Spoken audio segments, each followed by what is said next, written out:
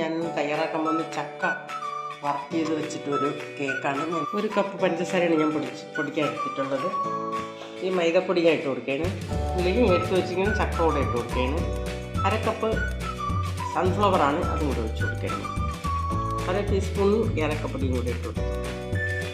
ഇതൊന്ന് നന്നായിട്ട് അടിച്ചെടുത്തിട്ട് വരാം. 1/2 ടീസ്പൂൺ ബേക്കിംഗ് സോഡ ഇട്ട് കൊടുക്കുകയാണ്. ഇതൊന്നുകൂടെ നമുക്ക് അടിച്ചെടുക്കാം. 1/2 ടീസ്പൂണ് വാനില എസൻസ് ചേർത്ത് കൊടുക്കുകയാണ്. ഒന്നുകൂടെ ഒന്ന് അടിച്ചെടുക്കാം. നമുക്ക് 1 കപ്പ് പഞ്ചസാരയാണ് ഇട്ട് കൊടുക്കുന്നത്. റെഡി ആയിട്ടാണ് നമുക്ക് ഇതിലേക്ക് വെള്ളം ഒഴിച്ച് കൊടുക്കാം.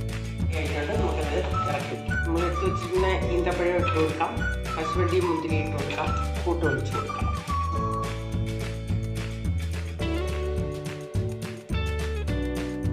സ്പൂണ് ഉപ്പിട്ട് കൊടുക്കാം.